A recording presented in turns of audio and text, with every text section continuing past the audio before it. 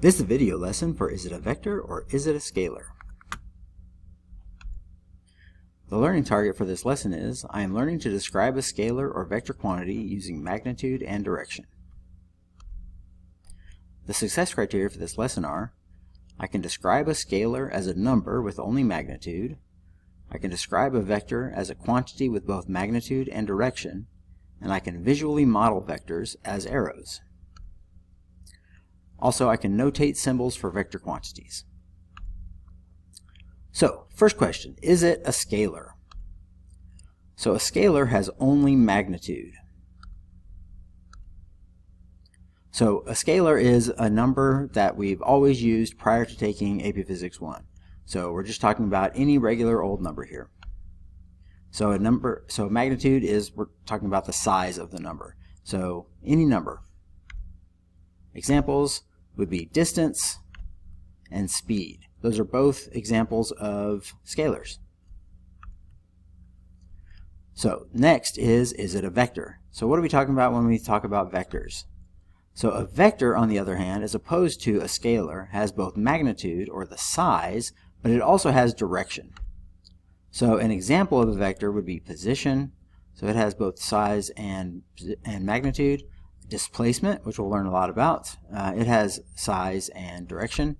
Velocity, as opposed to speed, which is speed is a scalar, so velocity is a vector. It has both a magnitude and a direction. And then acceleration. Acceleration has both size, that's how fast something is accelerating, but it also has a direction. Which direction is it accelerating in? So let's take a look at the character Vector from Despicable Me.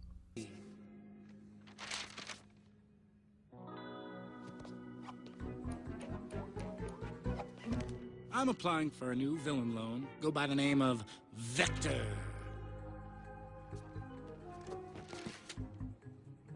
It's a mathematical term, a quantity represented by an arrow with both direction and magnitude.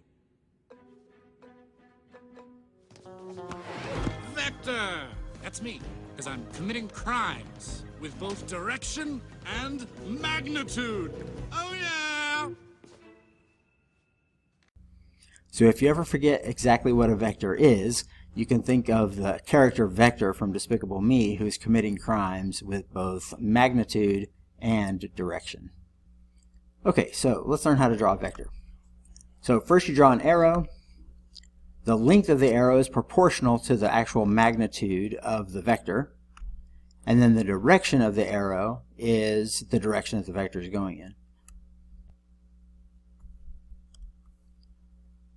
So if we want to draw this vector, let's say this vector is representing, this arrow is a vector representing a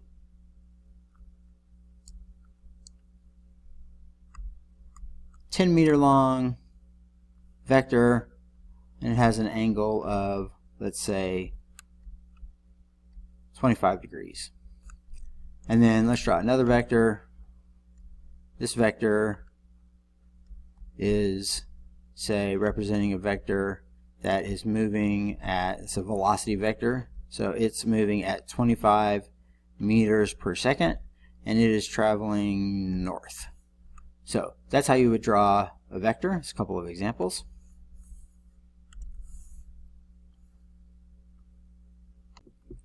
Okay, so how do we notate a vector? Instead of drawing a vector, how do we write a vector in, say, an equation?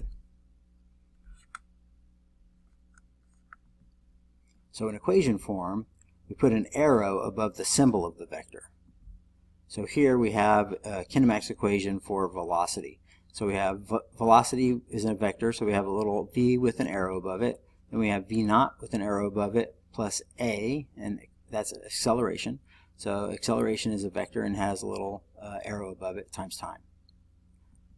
So what about when we have vector components along an axis? So we'll learn a lot about this, but right now I just want to introduce the idea. So you can break a vector up into its components. So if you have a vector going in if you have a vector going at an angle, you can break it up into its x and its y components.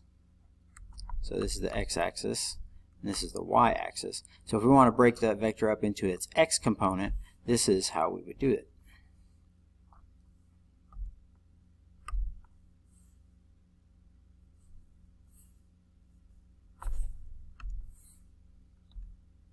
So there's no arrow is necessary as long as the correct axis is noted. So if we're talking about the x-axis, we would put the little subscript of x. So Vx is equal to Vx naught plus Ax times t. So this is the exact same equation as above, except now we're talking about only in the x direction. So we have Vx equals Vx naught plus Ax times t. All right. Okay, so what have we learned in this video? So we've learned about scalars. A scalar is a number with only magnitude. We've learned about vectors. A vector is a quantity with both magnitude and direction. And we've learned about modeling and notating vectors.